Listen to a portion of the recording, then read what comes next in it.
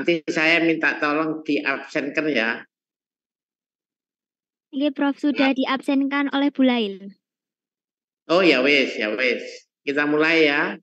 Kita mulai. Jadi saya akan memberikan mengenai penentuan status gizi secara biokimia, indikatornya hiperlipidemia ya. Untuk indikator hiperlipidemia, hiper itu berarti lebih ya. Hiper itu lebih, lipid berarti lemak. Berarti ini untuk menentukan kelebihan konsentrasi lipid lemak di dalam tubuh. Ya, artinya itu. Ini saya tuliskan.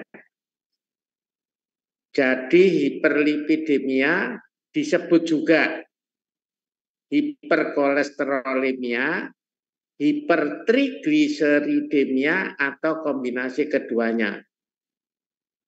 Berarti ini artinya karena hiperlipidemia berarti kemungkinan nanti pada waktu pemeriksaan darah ya mungkin kadar kolesterolnya melebihi normal dan atau karena bisa dua-duanya atau salah satu ada kelebihan konsentrasi trigliserida dalam darah. Jadi ada dua, mungkin kolesterolnya aja yang tinggi, trigliseridemianya rendah atau hiperkolesterol tinggi, trigliseridnya juga tinggi. Jadi hiperlipidemia adalah keadaan di mana terdapat akumulasi berlebih salah satu atau lebih, berarti kolesterol saja atau kolesterol dan trigliserid, ya. Jadi kelebihan salah satu atau lebih lemak tadi bisa kolesterol atau trigliserid yang utama di dalam darah. Karena apa? Kemungkinan ada dua faktor yang penting. Disebabkan oleh kelainan metabolisme nomor satu, yang kedua atau karena ada gangguan transportasi kedua zat gizi tersebut, baik itu kolesterol atau trigliserid di dalam darah. Jadi ada gangguan di dalam metabolisme atau transportasinya. Lemak utama dalam darah kita harus tahu lebih dahulu. Karena selain kolesterol tadi sudah disebutkan, kolesterol itu bisa LDL atau HDL dan trigliserid, maka ada zat gizi lain yang strukturnya seperti kolesterol. Itu disebutkan ester kolesterol. Jadi selain kolesterol ada yang namanya ester kolesterol. Nah, yang trigliserid tadi sudah saya sebutkan ada, dan satu lagi yang kita nanti bisa didapatkan ke dalam darah adalah fosfolipid.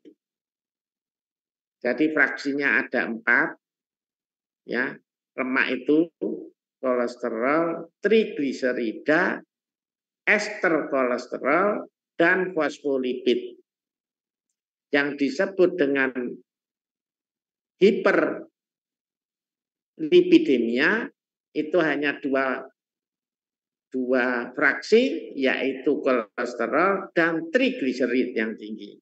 Yang lainnya tidak disebutkan. Jadi harus ingat ya, ada 4 fraksi, tapi yang hiper itu hanya trigliserid dan kolesterol.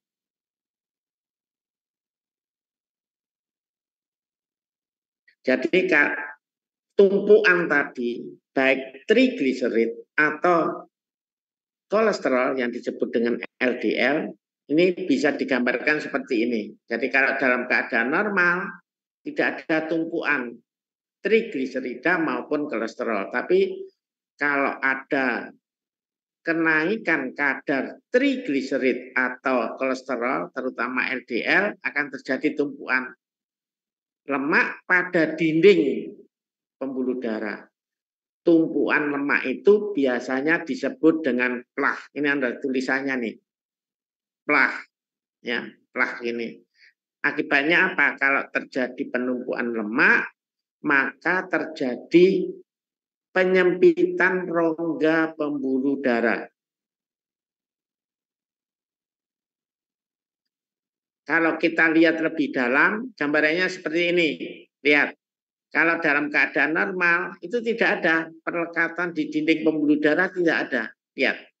Jadi semua fraksi, baik itu trigliserida, LDL, ini LDL, HDL, kedua ini ya LDL, HDL itu merupakan kolesterol, itu tidak ada yang melekat di dalam dinding pembuluh darah. Tapi pada hiperlipidemia itu terjadi penumpuan lemak ini loh. Ya, terjadi penumpuan lemak pada dinding pembuluh darah. Ini ya ada plah ini loh. Ada numpuk lemak di sini. Ya. Lemak ini biasanya berasal dari LDL, LDL ya. Sama TG. Tapi yang banyak melekat pada dinding pembuluh darah itu LDL. Ya, ingat ya, LDL ya.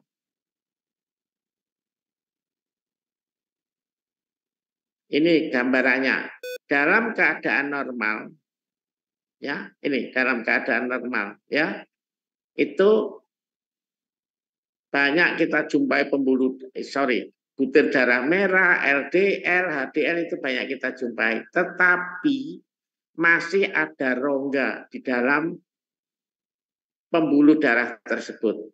Tapi kalau kadarnya tinggi, itu bisa menutup ini seluruh rongga pembuluh darah, ya. Dan di bidang kesehatan, kolesterol itu ada dua biasanya. HDL itu high density lipoprotein, itu lemak yang baik, sama low density lipoprotein. Ya, high density lipoprotein itu disebut baik karena tidak memberikan efek apapun terhadap pembuluh darah. Sedangkan LDL itu memberikan efek kalau sampai menumpuk pada dinding pembuluh darah, rongga pembuluh darahnya akan menjadi sempit. Ya, LDL itu banyak berasal dari makanan yang mengandung saturated fatty acid. Sedangkan HDL itu biasanya akan dijumpai apabila aktivitas daripada manusia tersebut itu tinggi. Entah aktivitas fisiknya jalan, olahraga, dan sebagainya. Itu biasanya HDL-nya tinggi. Ya, itu mohon dipahami. Jadi hiperlipidemia ya itu ada 3 jenisnya. Ya, ada 3 jenis, 3 macam hiperlipidemia. Yang pertama biasanya disebut hiperkolesterolemia, yaitu kadar kolesterol meningkat dalam darah. Yang disebut hiperkolesterolemia itu biasanya yang meningkat dalam darah adalah kadar LDL, low density lipoprotein, bukan yang HDL, LDL. Terus yang kedua, terjadi peningkatan kadar trigliserid, namanya hipertrigliseridemia. Jadi kadar trigliseridnya dalam darah meningkat. Yang ketiga, terjadi hiperlipidemia campuran. Jadi ada 2 yang meningkat, kadar kolesterol, terutama LDL, dan kadar trigliserida atau TG. Jadi saya ulangi bahwa hiperlipidemia mungkin hanya LDL saja yang meningkat tanpa disertai dengan kenaikan kadar TG, trigliserid, atau mungkin trigliseridanya kadarnya tinggi, LDL-nya rendah, atau LDL-nya tinggi, TG-nya tinggi. Nah, biasanya pasien ini yang dijumpai di rumah sakit itu menderita hiperlipidemianya adalah jenis hiperlipidemia campuran. TG naik kadar trigliseridnya dan kolesterol terutama LDL-nya juga naik. Ya, mohon dicatat. Jadi ini tipe-tipe klasifikasi ya. Ini didasarkan pada penyebab. Ya.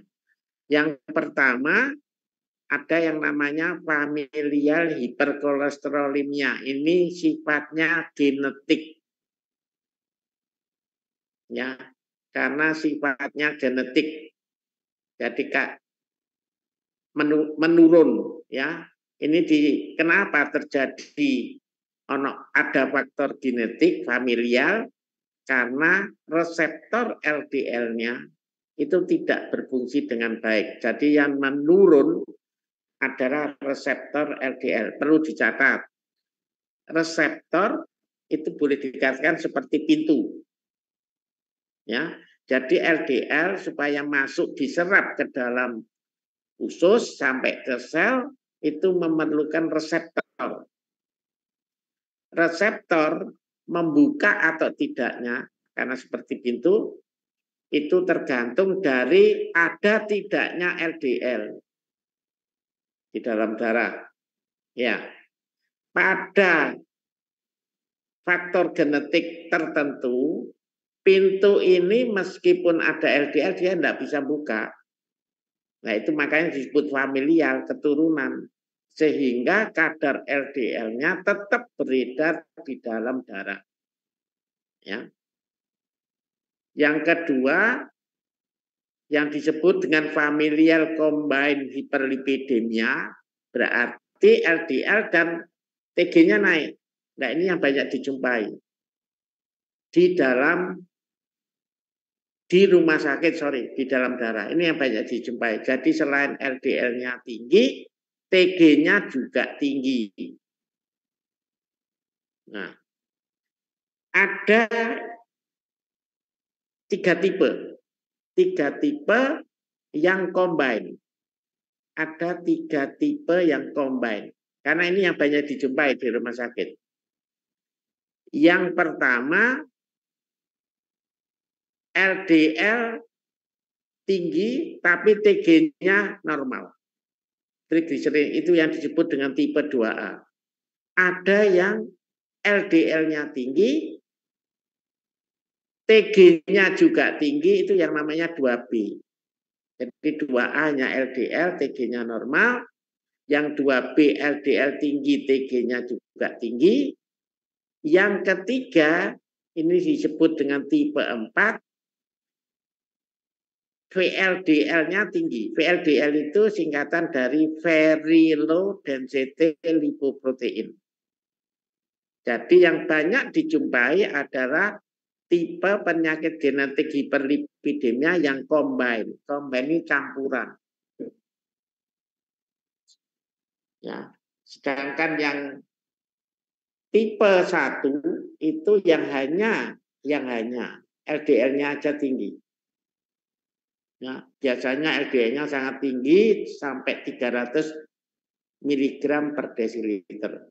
Jadi ingat ada tipe hiperlipidemia itu ada yang tipe 1, tipe 2, tipe 2 ada 3 tipe lagi. Ini disebutkan ya. Faktor penyebab hiperlipidemia itu keturunan genetik seperti yang saya sebutkan tadi. Jadi faktor genetik ada yang tadi combine, ada yang hanya LDL-nya saja tinggi sampai melebihi 300. Ya, itu faktor keturunan. Mungkin ayahnya, ibunya, mamanya. Tapi ada yang jenis kedua, sekunder. Ini penyebabnya banyak. Ini saya sebutkan. Faktor penyebab terjadinya hiperlipidemia kalau konsumsi lemak jenuh berlebih. Jadi pasti akan meningkatkan LDL. dan HDL, tapi terutama LDL.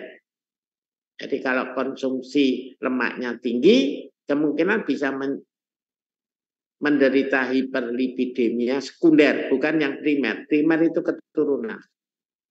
Ya, contoh apa lemak jenuh? Ya, atau biasa disebut dengan saturated fatty acid.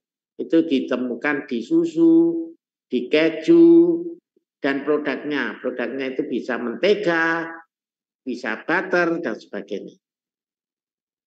Itu lemak jenuhnya berlebihan. 2, konsumsi makanan tinggi kolesterol.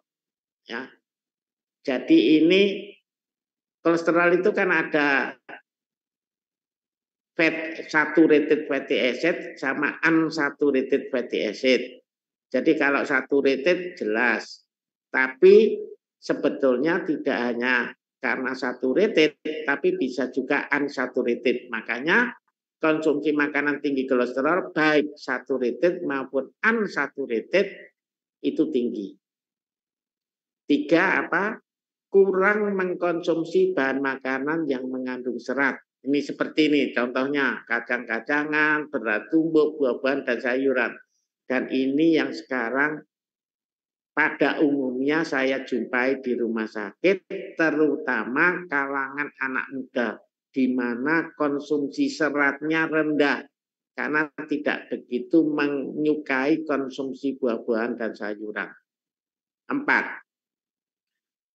faktor lain yang menyebabkan hiperlipidemia itu mengkonsumsi alkohol, itu akan meningkatkan HDL dan trigliserida. Mungkin adik-adik ini atau saudara-saudara ini harus ingat biokimia gizi dulu. Karena apa? Konsumsi karbohidrat yang berlebihan, ini terutama alkohol itu mengandung gula yang berasal dari karbohidrat. Itu nanti akan dirubah menjadi trigliserida. Ya, kalau ada kelebihan konsumsi karbohidrat terutama gula, dan akan menumpuk di perut biasanya.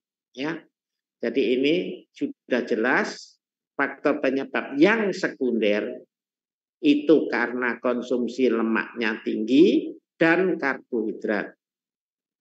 Yang primer itu terutama karena faktor keturunan, penyebabnya gangguan reseptor dari sel, yaitu pintu untuk masuknya lemak ke dalam tubuh. Ingat itu.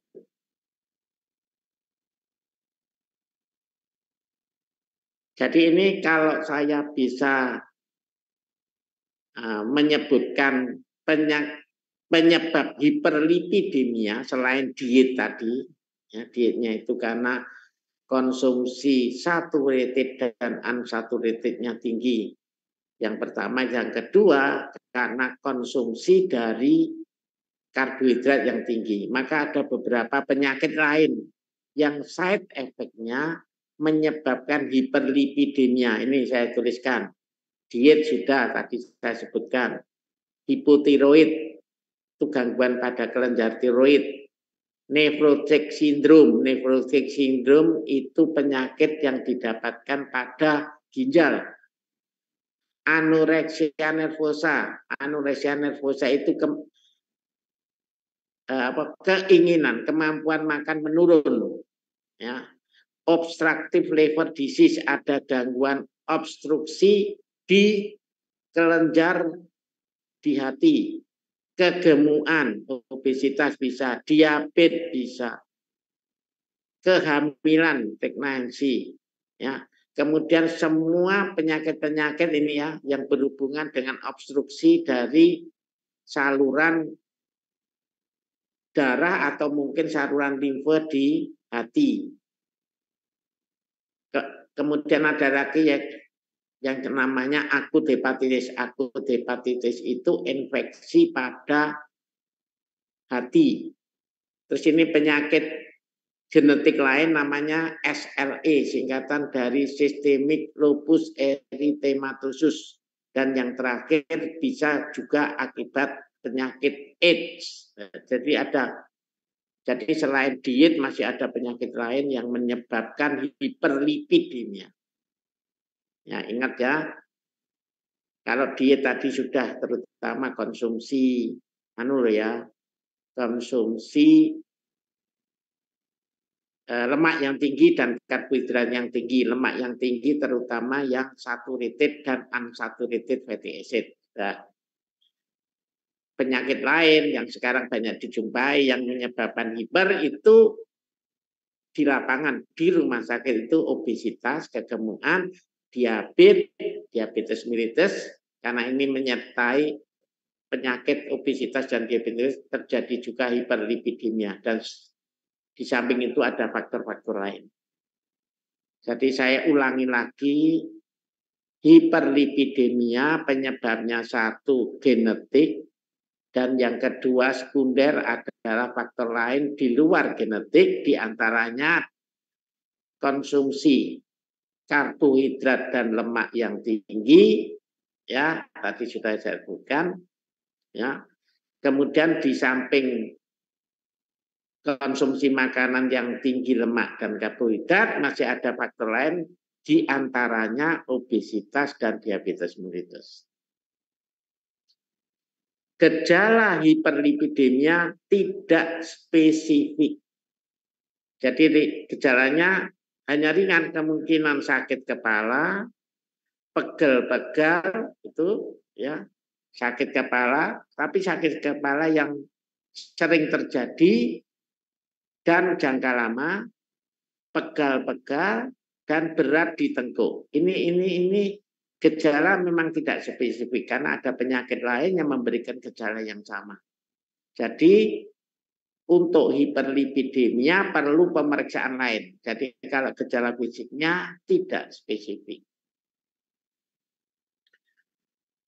Jadi kalau mau menegakkan diagnosa apakah ini betul-betul dislipidemia, maka perlu pemeriksaan darah.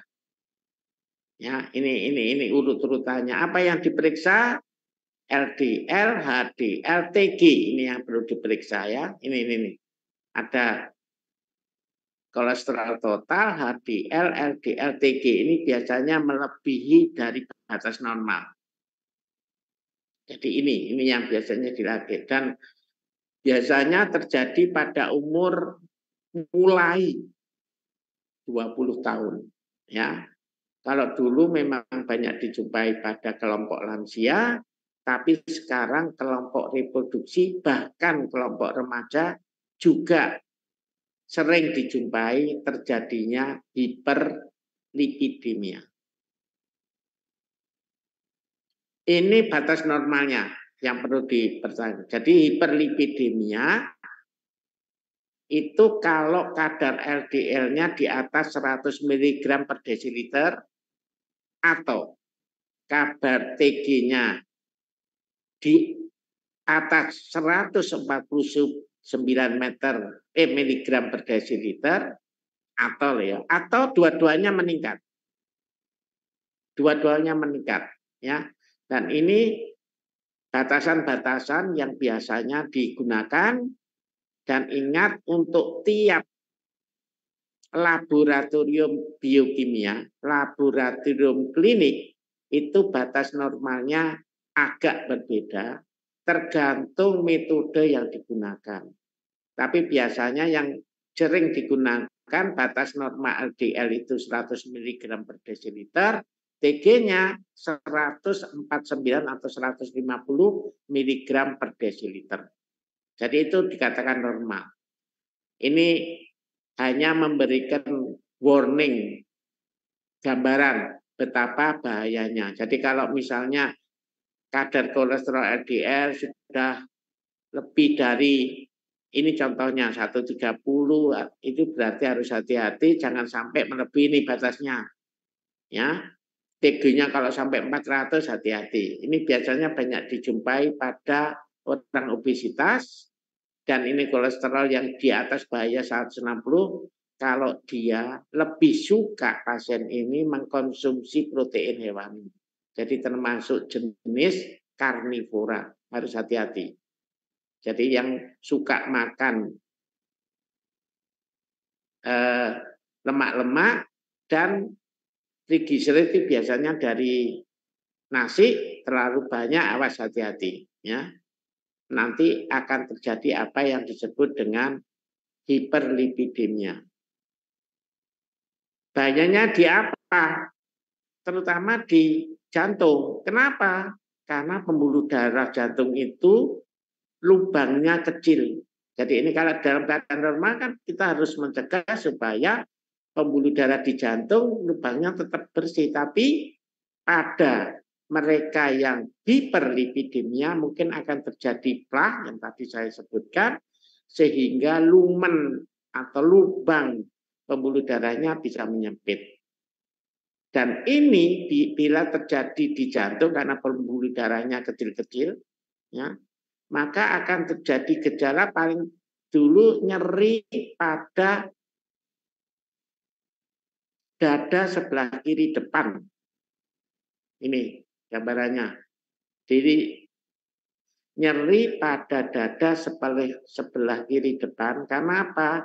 Karena ada gangguan penutupan atau penyempitan pembuluh darah kecil di dalam jantung. Bagaimana manajemennya? Bagaimana mengatasinya? Ada dua, non-drug terapi. Ini yang biasanya kita lakukan. Apa yang harus dilakukan supaya tidak terjadi hiperlipidemia? Satu, mengontrol diet. Berarti kita harus mengurangi konsumsi lemak, terutama lemak saturated maupun unsaturated fatty acid, dan mengurangi konsumsi karbohidrat. Nah, ini yang penting. Yang kedua, karena hiperlipidemia, ya, gangguan metabolisme itu sering diakibatkan oleh radikal bebas. Radikal bebas ada di mana? Itu biasanya pada bahan tambahan pangan. Apa? Pengawet, pewarna, penyedap, pengental, dan sebagainya. Oleh karena itu perlu ditambah dengan mengkonsumsi antioksidan. Bahan-bahan makanan yang mengandung antioksidan. Apa itu? Biasanya ada sayuran dan buah. Jadi ada tiga manajemennya: kurangi konsumsi lemak, kurangi konsumsi karbohidrat, dan meningkatkan konsumsi bahan makanan sumber antioksidan. Yang kedua, tadi sudah disebutkan yang sekunder, hiperlipidemia karena obesitas, maka harus menurunkan berat badan, weight reduction, menurunkan berat badan. Faktor lain stop smoking ini, merokok dan alkohol. Mengapa stop smoking? Karena rokok itu mengandung kokain, ya, mengandung kokain ya. Mengandung. Jadi smoking kan mengandung nikotin, Smoking itu mengandung nikotin. Nikotin merupakan zat kimia yang bisa memperbesar penumpuan kolesterol di dalam dinding pembuluh darah. Ya. Nikotin ini, ya, sehingga nanti apa? Banyak kolesterol yang terikat pada nikotin sehingga menumpuk banyak di dinding pembuluh darah. Yang kedua, kenapa kok alkohol? Alkohol ini banyak mengandung bahan turunan karbohidrat, ya. Ya, bahan turunan karbohidrat, sehingga nanti kalau konsumsinya berlebihan, bahan turunan karbohidrat itu kan ada glukosa, fruktosa, ya, ada galaktosa. Kalau ini terlalu banyak di dalam darah akan diubah menjadi trigliserida.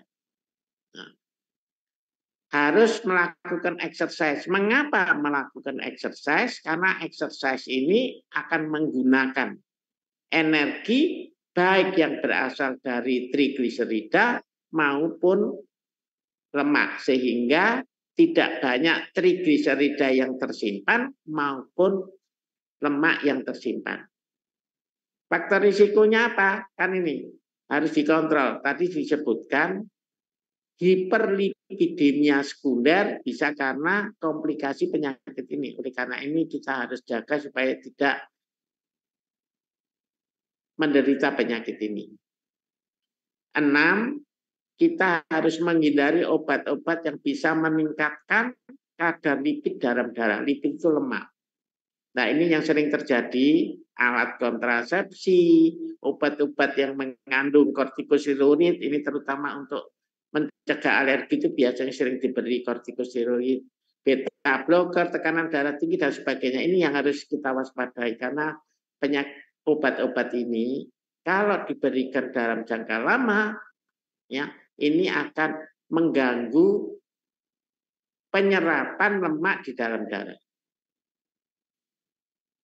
Ini diet, karena kita dari gizi, maka ini diet yang perlu dipertahankan. Ingat, pertama, konsumsi lemak, terutama saturated fatty acid.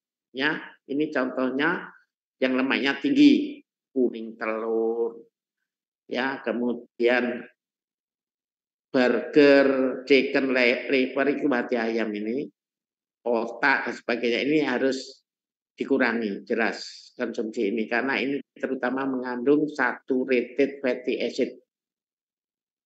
Kalau yang ini boleh mengkonsumsi meskipun tidak terlalu banyak tapi boleh dikonsumsi. Ini contohnya terutama yang jelas adalah protein yang berasal dari ikan di laut. Ini ada beberapa macam biji-bijian atau buah, ya. Ini contoh ikan yang boleh dikatakan bahwa kadar kolesterolnya tidak begitu tinggi. Ya, selain tidak begitu tinggi juga dapat mengandung omega 3. Nah, ini yang harus diwaspadai dulu. Jadi dietnya sebaiknya mengurangi sumber bahan makanan yang kadar lemaknya tinggi. Kedua, kan tadi juga disebabkan oleh karena konsumsi karbohidrat yang tinggi itu biasanya berasal dari nasi. Itu bisa diganti nih, ya kan yang paling tinggi nasi. Jadi mungkin kentang, umbi-umbian, jagung bisa dipakai untuk mengurangi konsumsi karbohidrat yang terutama berasal dari nasi. Dan satu lagi yang perlu diwaspadai adalah perlu ini dietnya rendah lemak, kolesterol, rendah karbo, tinggi antioksidan. Ini antioksidan terutama berasal dari sayuran dan buah. Ingat ya, ada 3 ya. Mengurangi konsumsi lemak, mengurangi konsumsi karbohidrat karena bisa diganti dengan ini. Kalau lemaknya supaya tidak mengandung lemak tinggi bisa berasal dari ikan laut plus antioksidan yang berasal dari sayuran dan buah. Ini sedikit mengenai pencegahannya. Berarti yang pertama mengurangi berat badan. Ya, mengurangi berat badan supaya risiko untuk mendapatkan hiperlipidemia rendah. Stop merokok. Ya, karena tadi saya sebutkan mengandung nikotin seperti lem ya. Jadi nanti kalau ada nikotin di dalam dinding pembuluh darah maka LDL mudah mengendap dan mudah merapat atau melekat pada dinding pembuluh darah. Stop konsumsi alkohol. Kenapa? Karena alkohol banyak mengandung turunan dari karbohidrat, terutama seperti glukosa, fruktosa, ya, maupun galaktosa. Stop. Karena ini nanti akan dirubah menjadi trigliserida, sehingga nanti kadar trigliserida di dalam darah akan naik. Harus melakukan aktivitas sesuai umur. Ya, ini contoh aktivitasnya. Jadi aktivitas fisiknya ditambah sesuai umur.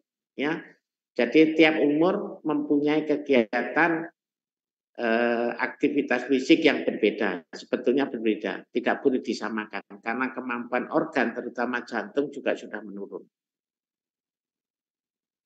Ada faktor risiko tadi, ya, yang hiperlipidemia sekunder, ya, itu kan ada penyebabnya, bisa diabetes, obes, hipertensi, gagal ginjal, dan ini harus dicegah. Ya, karena ini merupakan faktor risiko. Jadi faktor risiko itu artinya kalau orang menderita hal seperti ini, kemungkinan terjadi dislipidemia juga.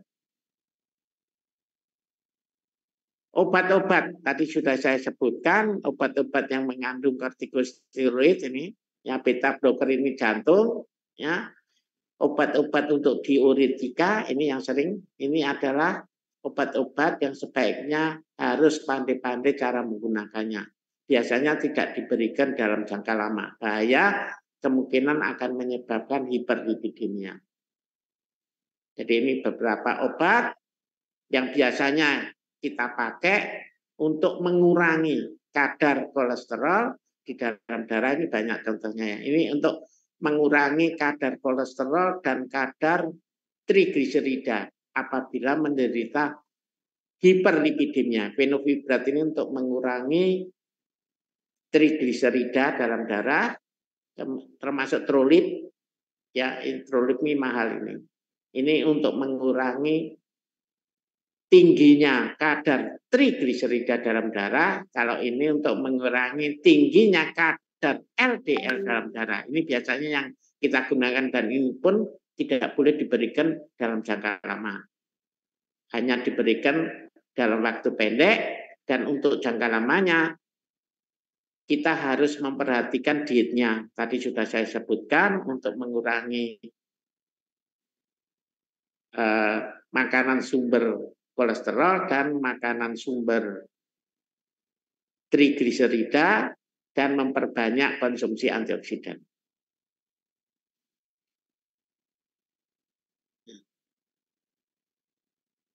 Ya, itu tadi pengertian tentang hiperlipidemia. Nah, sekarang kita pelajari bagaimana untuk mengetahui bahwa penderita tersebut adalah penderita yang menderita hiperlipidemia baik primer maupun sekunder, yaitu dengan pemeriksaan biokimia atau pemeriksaan lab. Ya, ya, ini saya sekarang ke arah pemeriksaan lab. Pemeriksaan lab apa yang penting bagi mereka yang kemungkinan menderita hiperlipidemia. Ya. Ini saya sebutkan. Penilaian status gizi itu bermacam-macam. Ya. Ada yang secara antropometri, ada secara dietetik, dan ada secara laboratori. Kalau laboratorium biasanya ini yang diperiksa. Darah, urin, tinja, dan ada beberapa jaringan tubuh lain. Jadi untuk mengetahui hiperlipidemia, kita harus melakukan pemeriksaan status gizi tapi secara laboratorium. Ini yang biasanya yang diambil. Jadi pemeriksaan biokimia merupakan penilaian status gizi secara langsung. Ya. Pemeriksaan bio dapat memberikan gambaran tentang kadar zat gizi dalam darah, urin, organ lain. Perubahan metabolik tubuh akibat kurangnya konsumsi juga kita bisa tahu. Oleh karena itu pada hiperlipidemia kita menggunakan pemeriksaan biokimia, pemeriksaan lab. Jadi pemeriksaan lab terutama biokimia itu bisa memberikan gambaran kekurangan zat gizi atau kemungkinan kelebihan. Jadi selain berfungsi sebagai menentukan identifikasi juga dipakai sebagai penunjang untuk pemeriksaan metode lain. Ini maksudnya lab ini itu bisa jadi penunjang, bisa tidak. Kalau penunjang biasanya dilakukan pada apa? Pada pemeriksaan kurang energi protein, di mana pemeriksaan utamanya biasanya antropometri ditunjang dengan biokimia. Tapi kalau hiperlipidemia itu langsung ke lab. Jadi pemeriksaan lab ini terutama selain di dalam darah, urin dan sebagainya juga bisa dipakai untuk menentukan kelemahan atau menentukan kelainan yang terdapat di dalam jaringan tubuh. Ini manfaatnya. Jadi datanya untuk merancang, biasanya pemeriksaan lab ini ya untuk memeriksa ketepatan data, untuk merancang penelitian, untuk mencegah tindak praktek jelek, pendidikan residen, mungkin juga mahasiswa, untuk menjaga kondisi nutrisi kesehatan ini kegunaannya. Tanggap terhadap keadaan tak menentu secara menyeluruh. Sehingga kuliah ini sebetulnya selain memberikan ilmu kepada saudara, saudara juga perlu juga untuk mengetahui bahwa ini juga dipakai untuk penelitian, mungkin untuk praktek, untuk menjaga kondisi dan sebagainya.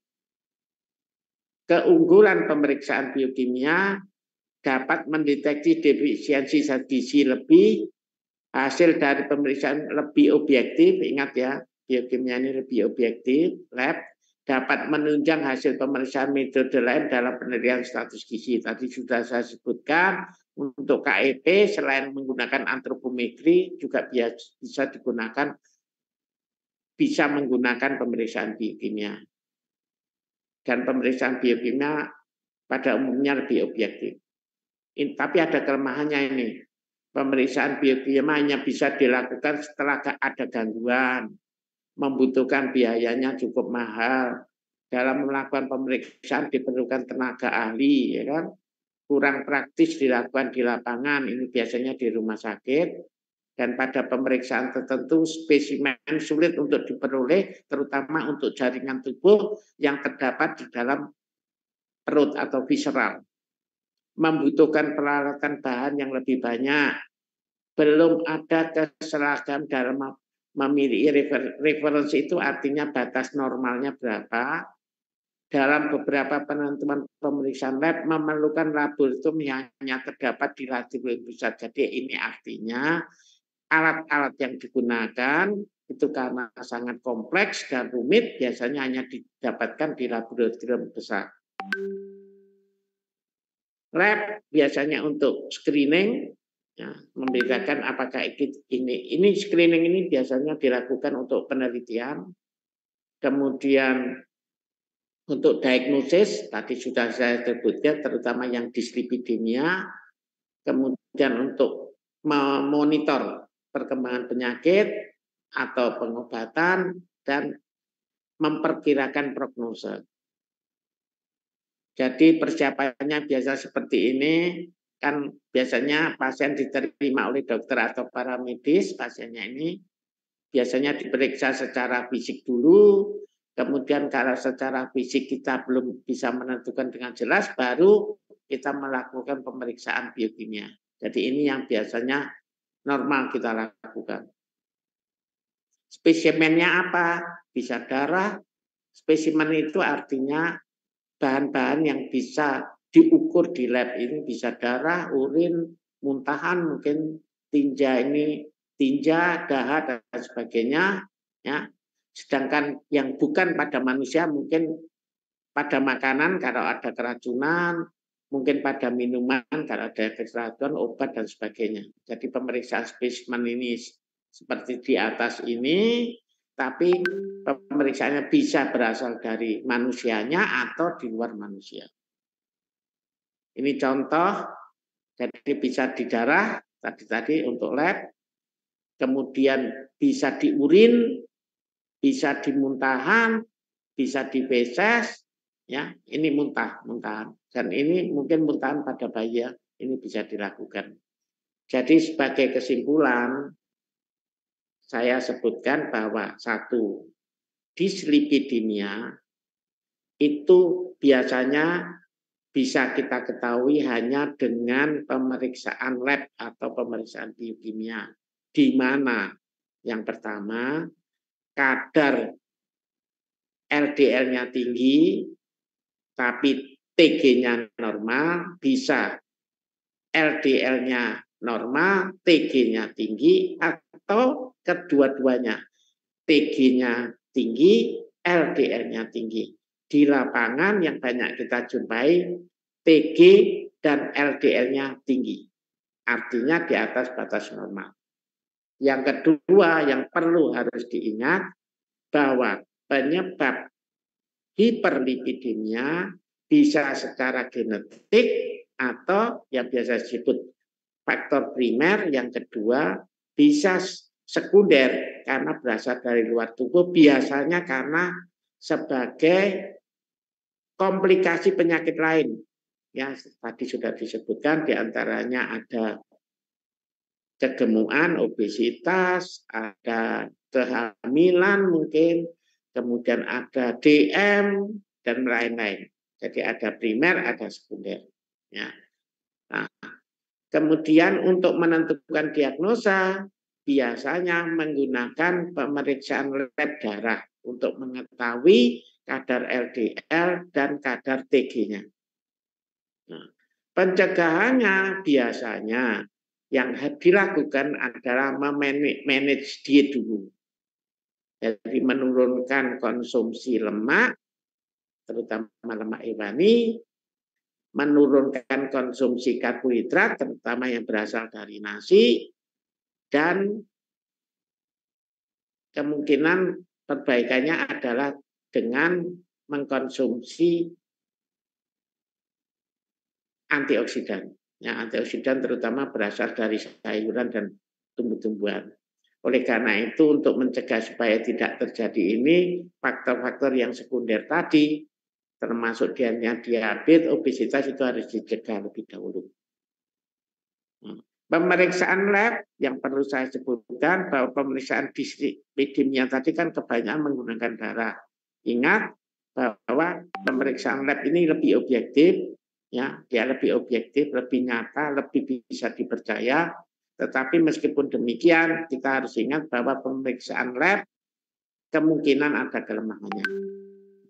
Untuk itu, maka perlu diperhatikan sekali lagi untuk konsumsi makanan sehari-hari, jangan terlalu tinggi makanan yang mengandung lemak, karbohidrat, ya, tapi perbanyak sayuran dan buah. Saya kira itu yang bisa saya berikan. Ya, ini beberapa contoh pemeriksaan lab ya, terutama kolesterol dan TG ini. Saya ulangi lagi.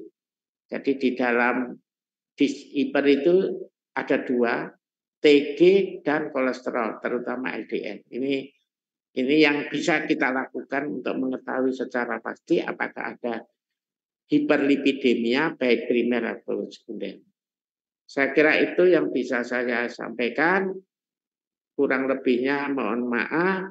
Saya mohon untuk diabsensikan. Itu ya Mbak ya. Mbak. Oke, Prof. Baik, Prof. Ya, kita akhiri ya kuliahnya ya. Baik, Prof. Ya, nanti kalau kepingin punya ini mohon disampaikan ke saya alamat emailnya. Ya, siapa yang bisa saya kirimi PPT-nya ini. Gitu ya Mbak ya. Iya, baik, Prof. Ya, kita akhiri ya Mbak ya. Kita akhiri, terima kasih, sampai ketemu di lain waktu. Saya stop ya. Selamat pagi. Selamat pagi, terima kasih Prof.